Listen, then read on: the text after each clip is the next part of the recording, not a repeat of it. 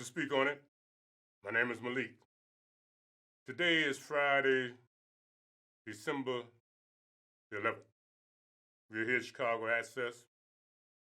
And we want to start off, like I said last week, we'll be doing from now on. We're going to flash the piece with the Westside Heroin Opioid Task Force outreach team, because you will see it later in the show that it is projected that the opioid death toll will double. We've been talking about that throughout the series. And they are giving more information. And there was another situation where $2 million worth of cocaine was seized on I-94. These are things that we want to throw out here simply because the fact that LaShawn Ford, a few years ago, put something in place on the west side in his district to help people deal with the opioid challenge. And a lot of the overdose deaths are taking place because the dope that they are getting on the street is basically laced with fentanyl. But the Westside Heroin Opioid Task Force and many other partners are using Narcan as part of the package that they are distributing to people that are at risk. And as you will hear in the piece, that Narcan can save your life. And part of the reason that LaShawn Ford told me and Brad Cummins with the Austin Voice to work together to do media outreach is because we need people to know. Yes, the other partners are doing what they're doing, where they do it. But we are doing it through the media. We're going to get to that. But before we get to that, let me say this here. Wednesday, as you already know, a bunch of, 7 or thereabout, Negro civil rights leaders met virtually with Biden and Harris. And just like what Ice Cube has said, they was dissed.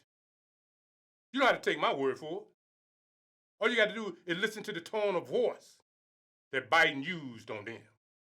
Biden treated them like they was on a plantation. You know what I mean? He talked to them like they was sub-Negro. Not like they was Negroes. Negroes that are free. Negroes that have evolved, but Negroes that had gotten out of their place by trying to get into his business. Now, I'm the type of character like this, and I got to say this. See, back in the day when I started down here in Kent, I was solo. But then I asked Boise to come in so I didn't have to be so electric, because Boise was my balance. Because then I was able to lay back. So now you don't see me laying back and you be thinking I'm a crank. I don't give a damn about what you think. Because I'm going to skin it raw, and you're going to end up like Harold Davis would say, with the butt-naked truth. So Boise brought in Harold, because Harold was a researcher. So the three of us, for years, did what we did. But now it's back to me, because God rest their souls. They are now ancestors, and I'm the only one left on this here. You understand? So yeah, I'm going to be spitting, and I'm going to be spitting fire just like a dragon. And the fire I'm finna spin right now is going to burn you, going to scissor you, because we tried to tell you. And there's a piece you're going to see in a minute where 17% of the people say, had they known about the scandal that Biden and his family was involved in, they would have changed their vote. 17%. Try to tell you. And now you're going to see that all of the stuff that the media and the so-called intelligent community was doing, now they're letting it loose. And the thing is this, it ain't too late. Yes, on Harbor Day, the 8th, they had all of the states to deal with the Electoral College, so they think they got it on lock. But things have happened in this election that are not correct. And I hope the Supreme Court get involved, And it's really for you Negroes. You all want to talk that Trump. I don't give a damn about Trump. I don't care about Biden. But I do find it offensive that the media would think that they could pull this coup. And I would be one of them Negroes that sit back. Although I don't exist to them, I sit back and act like I didn't see it. I saw it, I smell it, and now you were here.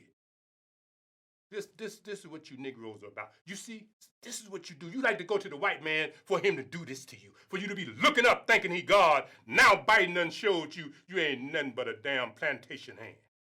Brother, find that piece where Biden is talking to them Negroes like they ain't nothing but plantation hands.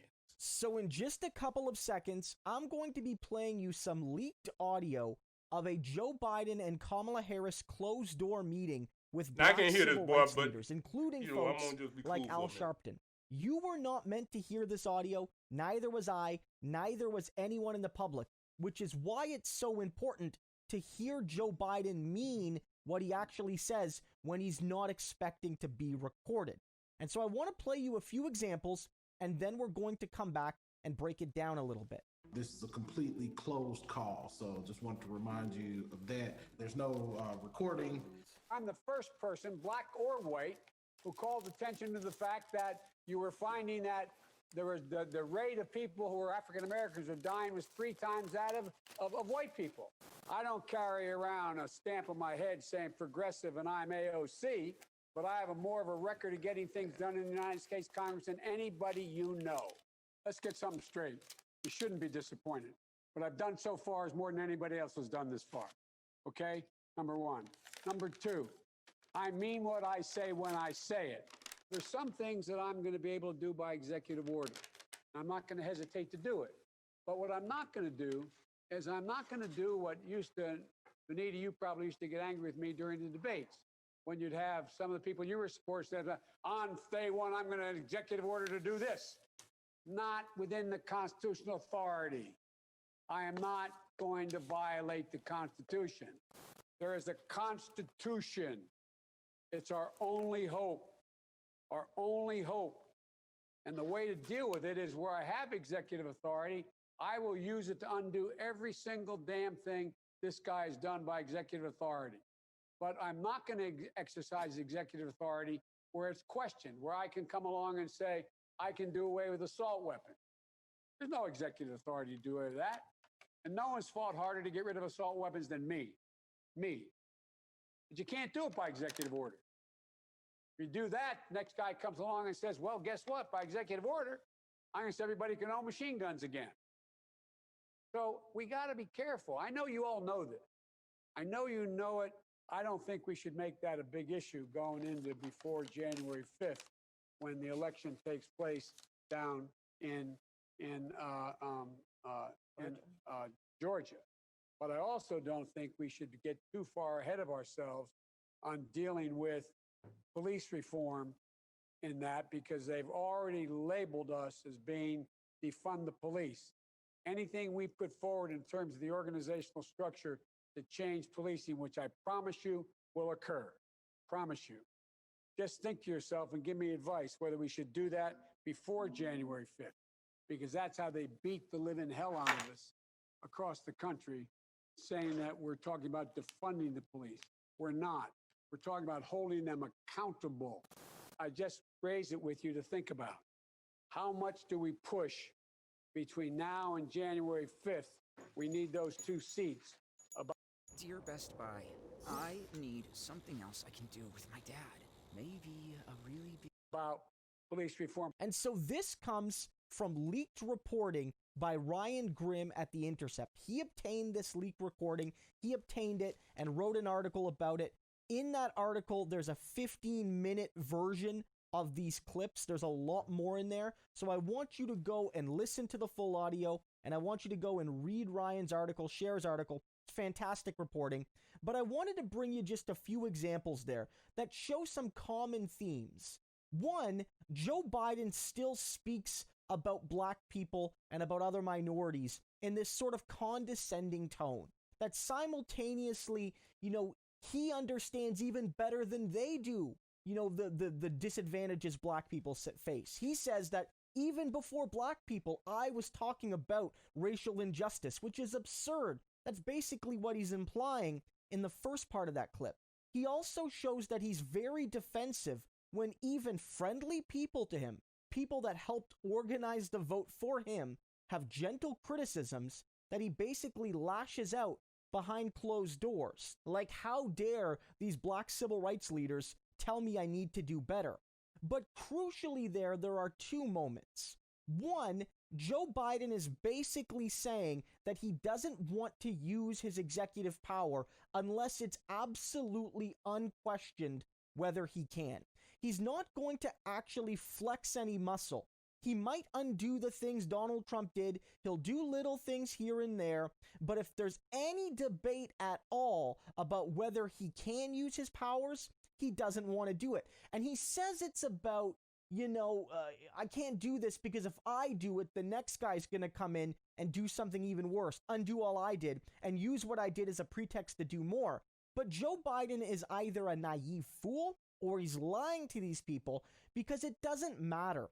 The Republicans are not good faith actors. It doesn't matter if Joe Biden is the most cautious executive power user in modern American history, or whether he uses his powers with reckless abandon every day. The point is, the next Republican will do whatever they can to crush opposition. And it doesn't matter how Joe Biden acts. Joe Biden, again, he either doesn't get that or he does and doesn't care. So what these civil rights leaders are asking for, and go listen to the full clip. I didn't want to just, poach Ryan's entire reporting, but they're basically saying, we want you to be bold. We want you to be principled. We want you to fight for the best legislation you can, but barring that, do as much as you can with executive orders to help us and help our communities and help the most disadvantaged Americans. And Biden's like, nah, not really. I'm not going to do that. If there's any whinging from any Republican, I'm not going to do it. Absolute failing cowardice from Joe Biden. And then you also get him, and this is probably the most insulting part, already saying it's time for black people and progressives to shut the heck up. That's what he's saying already. Basically saying, look, I don't want to talk about Tom Vilsack, that's in the full clip, and how he's not a good agricultural pick. I don't want to talk about what we need to do to curb police injustice and to bring in racial justice. I don't want to hear anything about that right now, because Georgia Senate elections are a few weeks away, and I'm worried about spooking voters in Georgia, so I need you folks in this room to shut the hell up. That's what he's saying. He's not wording it exactly like that, but that's what Joe Biden is saying to some of the most historically and contemporary important leaders of the civil rights community. I don't always agree with all of them on everything, but they have been civil rights icons, a lot of the people in that room. And he's telling them to be quiet, to stop pressuring me, to stop demanding things from me, to stop asking for anything big, because if you do, one, I won't deliver it, and two, it'll scare Trump voters in Georgia. Whether that's true or not, you can get a pattern here already, guys. You have Joe Biden still trying to build monolithic understandings here of the black community. You have Joe Biden bragging about how he knows more about black suffering than black people do. You have Joe Biden defensive whenever he's challenged, even by friends in private. You have Joe Biden saying that even if I have the power to do something, if it's the least bit controversial, I'm not going to do it. Guys, that makes me very skeptical that he's going to cancel student loan debt, even though most people agree he has the ability to at least do a partial, universal cancellation of federal public debt. But he says he probably won't do that. And then finally, and probably most disgustingly, he's already demanding silence from the black community to help him and his party electorally. Remember this, on his election night, he said to the black community, "You were there for me, and I will be there for you." It seems to me like Joe Biden has already broken that promise, and he's not even fully president yet. Now, that young man had a very good analysis. And like he say, if you want to see the rest of it, go find it. Now, that was an audio that They didn't know it was live. They didn't know that was happening. That was like somebody slipped up. You understand? They slipped up. And now they being exposed. But you heard how it sounded. And that young man there, I thank him for that. But I know you Negroes don't care. Because the media and the Democrats told you how to think and how to vote. Because you stupid. It's all right to be ignorant and don't know. But when you know and disregard what you know to do what somebody else manipulates you into doing, then you stupid. And you knew the history of Joe Biden. You knew he was a Klan. You know he's a Klan. See, God and the ancestors still on your side. Because although the system, the media, and these other collaborators, they have blocked all of the efforts of his incompetent team of lawyers. Now, I'm really disappointed that he didn't have no more sense than to get him some good fixes instead of these bootleggers he got. Because he got a case. And it ain't about Trump. It's about the trick that's been pulled on the American people. A coup has been pulled, but it wasn't by Trump. You understand? So that young man gave you some information. You don't have to accept the information, but it's true. And although the 8th has passed and the 14th for the Electoral College to come together and do their little thing is on us. But you still got until the 20th. And God, the ancestors, can still bring forth the truth and stop it and make the Supreme Court, make them all stop and make them redo the whole damn thing. Because both of them was bogus. I said that and I stand on that. This dude, Biden, is as bogus as you say Trump is.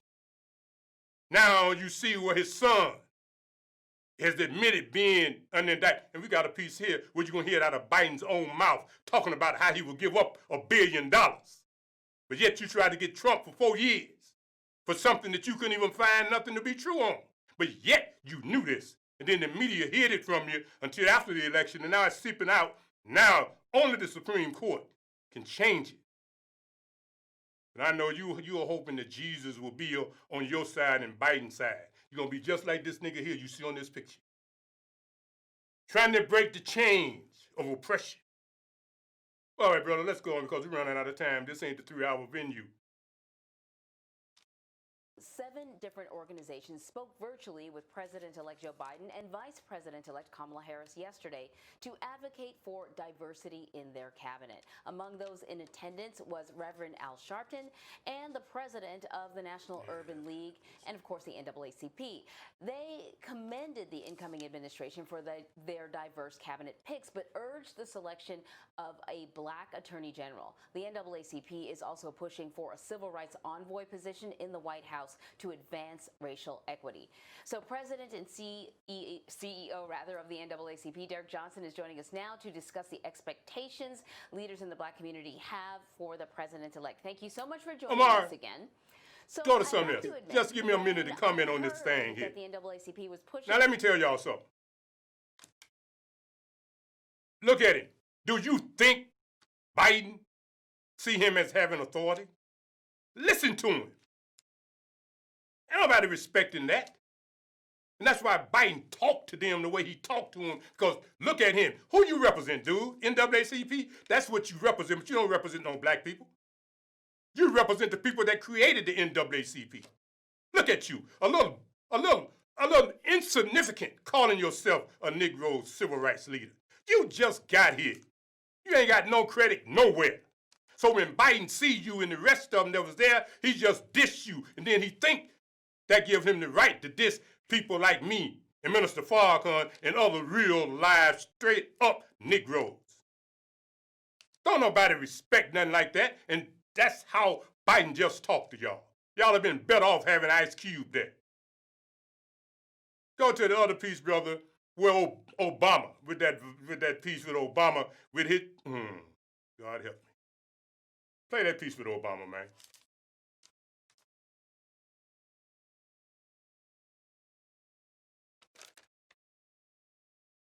not say then, this is for you? Yeah, that'll work.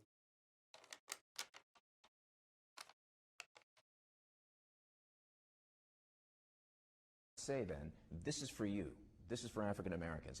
If there was a banking crisis, then you target money for the banks. If there was a national disaster, you target your money for the national for disaster relief. That's not how America works. We want to give those young people and young Native Americans like them the support they deserve. We have to invest in them and believe in them and love them.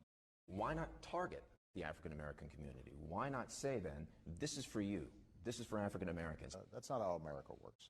President Barack Obama has begun new initiatives aimed at helping young American Indians or Native Americans overcome the many challenges they face, from poverty to substance abuse. Why not target the African American community? Why not say then, this is for you. This is for African Americans. That's not how America works. And few have been more marginalized and ignored by Washington for as long as Native Americans, our first Americans. Why not target the African American community? Why not say then, this is for you. This is for African Americans. That's not how America works. Now, we can stop there probably because I can't hear it, so I don't know if you already got what you need to get.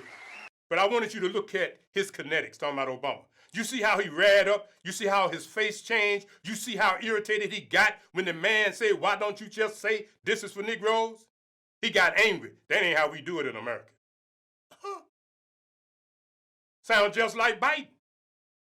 When they asked Biden about reparations, he started talking about Hispanics. They asked this dude about anything Pacific for Negroes, he started talking about Native Americans. They asked Harris, she said, we can't do nothing for Negroes. These are the same people, y'all. But you want to sit here. You wanted to sit here and pretend you did not know. You know, tell you something. You better pray, Negro, that the Supreme Court intervene. Because if, in fact, you have a tenure of Biden, he's going to show you what you got coming. He's going to show you what you are. He's going to treat you the way he talked to you and the way Obama got all, he was irritated. He was insulted that that man would ask him about a Negro. There, show this one here. This is another piece you need to see with your boy Obama. I guess you can use a snappy slogan like defund the police, but you know you've lost a big audience the minute you say it, which makes it a lot less likely that you're actually going to get the changes you want done. But if you instead say, let's reform the police department so that everybody's being treated fairly, divert young people from getting into crime. And if there's a homeless guy, maybe we send a mental health worker there instead of an armed unit that could end up resulting in a tragedy. Suddenly, a whole bunch of folks who might not otherwise listen to you are listening to you. So the key is deciding, do you want to actually get something done, or do you want to feel good among the people you already agree with? I guess you can use a snappy slogan like defund the police, but you know you've lost a big audience the minute you say it, which makes it a lot less likely that you're actually going to get the changes you want done. But if you instead say, let's reform the police department so that everybody's being treated fairly, divert young people from getting into crime, and if there's a homeless guy, maybe we send a mental health worker there instead of an armed unit that could end up resulting in a tragedy. Suddenly, a whole bunch of folks who might not otherwise listen to you are listening to you. So the key is deciding, do you want to actually get something done, or do you want to feel good among the people you already agree with? I guess you can use a snappy slogan like... Now, I guess it's finished because I see me, so I guess he made his point. But let me tell you the point I want to make from this. You see how he want to act like now that he speaking for somebody, but he talking as if we are so stupid that we got to listen to the way he reframe something in order to get it. Americans have been... You know what I'm saying? Yeah, this is what we coming up with right now, closing argument. Now, let me just tell you a little something here. This one, I want you to go on until you hear Biden. Then I want you to think about all of what you said about the other one that's there now. So what appears to have happened, Obama, the Clintons and Biden and the media have pulled the wool over your eyes. Let's listen to this, y'all.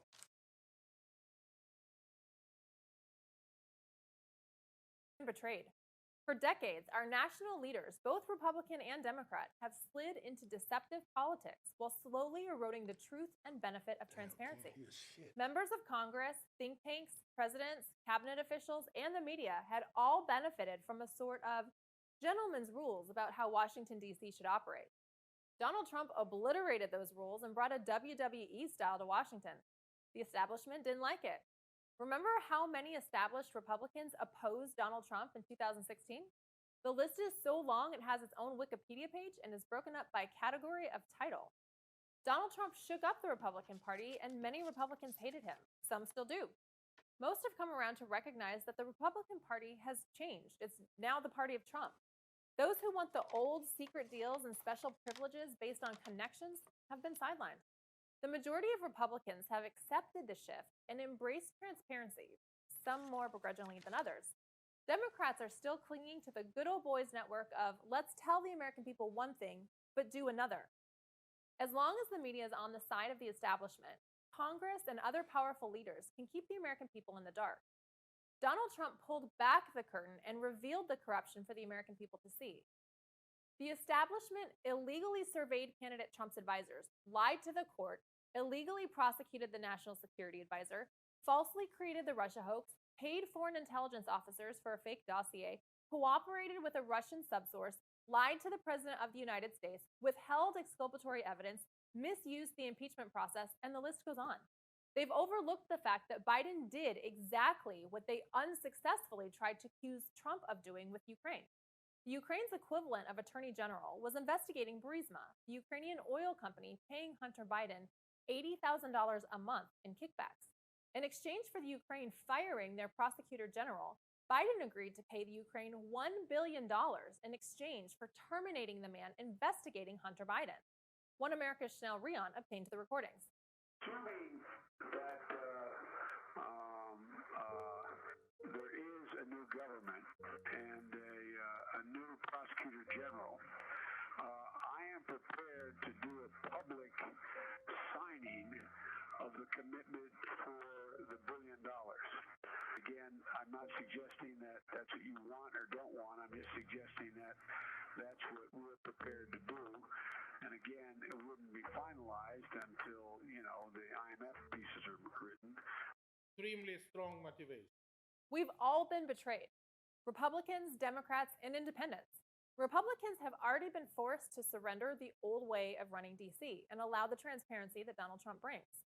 Democrats are holding on strong and do not want to let go of getting power through their backdoor deals. For decades, Republicans and Democrats have voluntarily looked. Well, I'm gonna snatch it for that because really what I wanted was that what you just heard about in his own words. But I'm looking at the clock and we got to move on. But let me just tell you a little bit. They already knew. Now think about what they did with Trump. Now they already knew this dude should have been disqualified from running at all. With him and his son, and Harris is in it too. That whole thing, they already know. But you're going to say that I'm some type of crank as it relates to me trying to bring you some information. But the truth is, they already had this information. But what they did, they suppressed the information until after the election. And now they're so confident that everything going to be their way until now what we are looking at is they going to just make it be. But no, that's why you need the Supreme Court to intervene. They're going to be impeaching him 2 days after he's in the White House. Because when all of this come up, they're going to come back and use this. And now he's going to be under investigation just like Trump was. But what they're going to do is find out that him and his family is guilty. Now you're going to hear from Tucker Carlson, and you're going to hear from Michael Cunningham. And then a lot of other stuff we ain't going to get to because I'm looking at the time. But let's go with this. Damaging news story that appears in the final days of a campaign. This year we had one of the biggest October surprises ever. The New York Post, that's the oldest daily newspaper in this country, published a trove of documents showing that members of Joe Biden's family have been selling access to the former vice president to a number of foreign governments, including the Communist government of China. Now, that's a blockbuster. But the rest of the media decided to kill it before you could read it. Social media companies banned their users from sharing the New York Post's reporting. Other news organizations simply ignored it. On October 22nd, that was 11 days before the presidential election, National Public Radio, an organization that is literally state media, funded against your will by your tax dollars, issued the following statement through its public editor. NPR explained that they would not say anything negative about the Bidens, and here's why. Quote, "We don't want to waste our time on stories that are not really stories, and we don't want to waste the listeners' and readers' time on stories that are just pure distractions."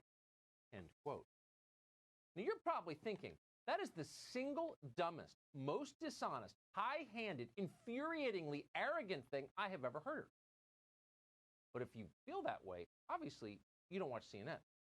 On that same day, October 22nd, an RNC spokeswoman called Liz Harrington made the mistake of submitting to an interview with Christiane Amanpour. Harrington had hoped to talk about the Biden's business deal. Amanpour is, and we're quoting here, CNN's chief international anchor. Here's how it went. As you know perfectly well, I'm a journalist and a reporter, and all right, we can go to the next one. Omar, y'all heard that. In terms of you know, corruption. Now let me ask you if you want to see the rest of it, go Yesterday- look for it for yourself. You got it. You heard it. You saw it. Now let's listen to Cunningham, man. Now this other man, he's gonna say what he said. Like Trump say, all of it fake news, but I just want you to hear it from them. So if it's fake, it's coming out of their mouth. You understand? And I'm just bringing it to you because I know you ain't going to listen to it on your own. Technically. Or you ain't going to find it on your own, so I'm just bringing it to you.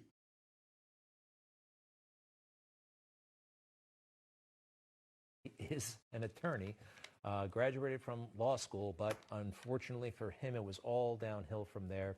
Look, the whole country knows about his issues, but the mainstream media refused to tell you about them, minimized it. They went along with the whole, oh, it's Russia collusion, it's Russia disinformation, it's Rudy Giuliani being crazy. But no, even he has finally had to acknowledge, did it on his own terms. So weird that he's under investigation by the federal government, along with his uncle, Joe's brother, Jim. Here are the headlines. Finally, Hunter Biden says he's under federal investigation for a tax matter. Justice Department's interest in Hunter Biden covered more than taxes. They're looking at all kinds of things. But again, during the campaign, these stories were delegitimized. They were censored on big platforms like Twitter. Remember, the New York Post had stories about Hunter, and they were kept off of Twitter. Amazing. Totally, totally amazing. And gosh, the poor president, you know, he was raising these issues during the debate, and such a concerted effort whenever he went there. And now we know there's a there. Even the far left media can't deny it anymore. He was shut down in big ways and in small.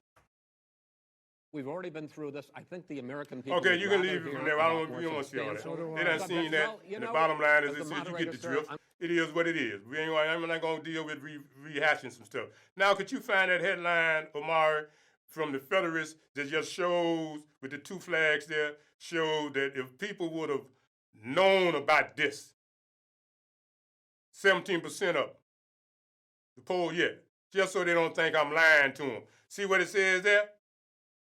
See, because the media covered it up, you voted for him. That's why the Supreme Court need to get involved.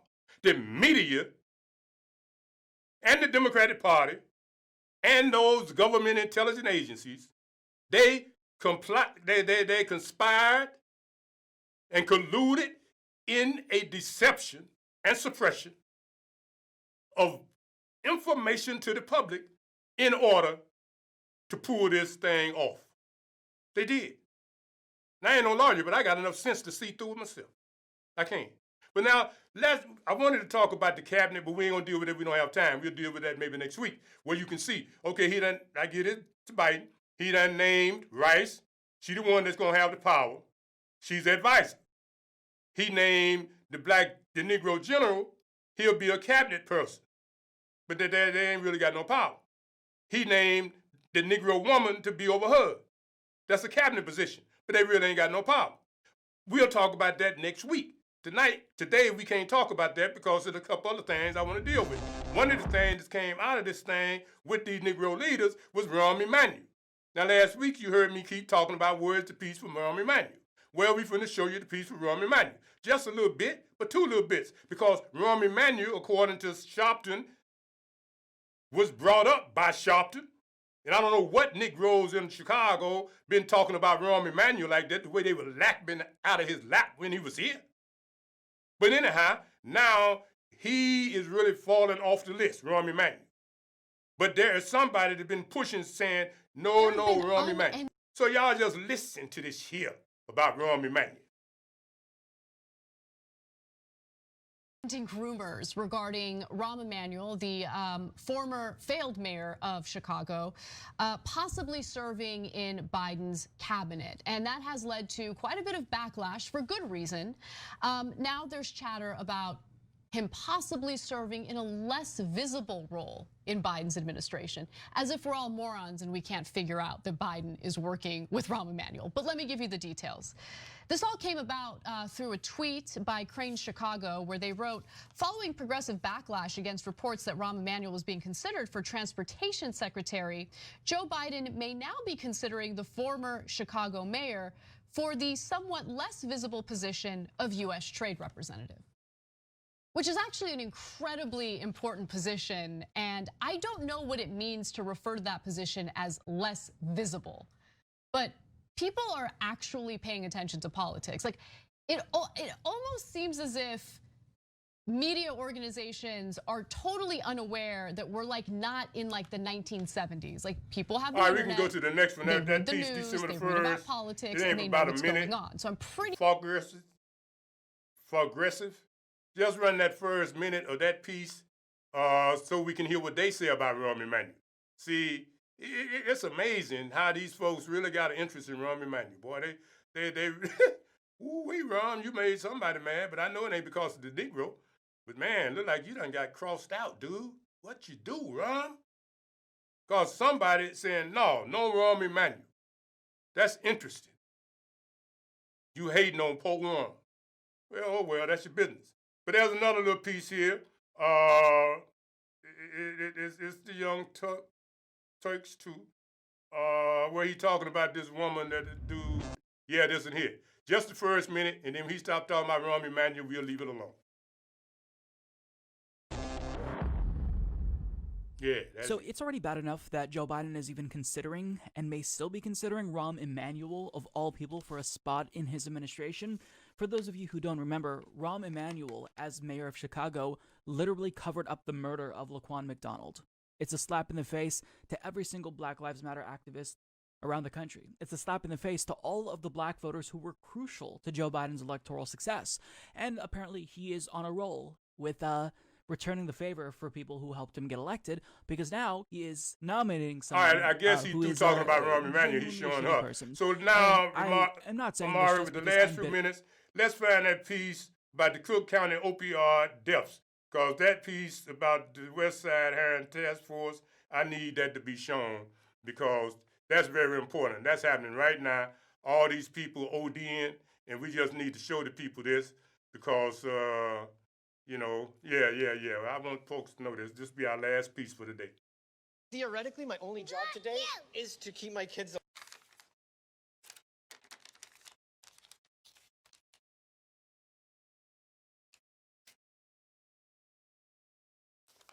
Now, why are you getting that? I want you to understand a whole lot of folks talking about suicide longer now, because I'm talking to people, man. They talking about suicide. And a lot of times when people feel that there ain't no hope, people self-destruct. But there is a West Side Hiring Opioid Task Force. You can call them people, you can get some help. They can refer you to somebody that can help you. It don't have to be a substance problem.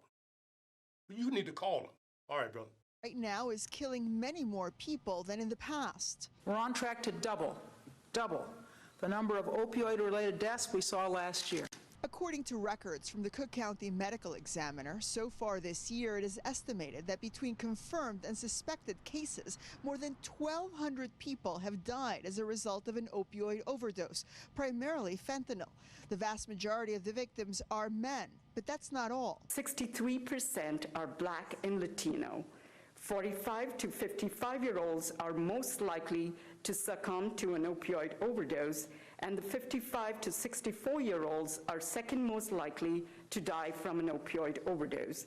The county numbers are far higher than the national average. The increase is blamed in part on isolated addicts not seeking help, whether by calling 911 or reaching out to people within their support network who would have the life-saving drugs that, if administered in time, will counter the effects of opioids. So many people are equipped now with Narcan themselves, family members and friends and emergency people. And if you're not in contact with those folks, the Narcan's not around, so you're not going to have that sort of remedy available.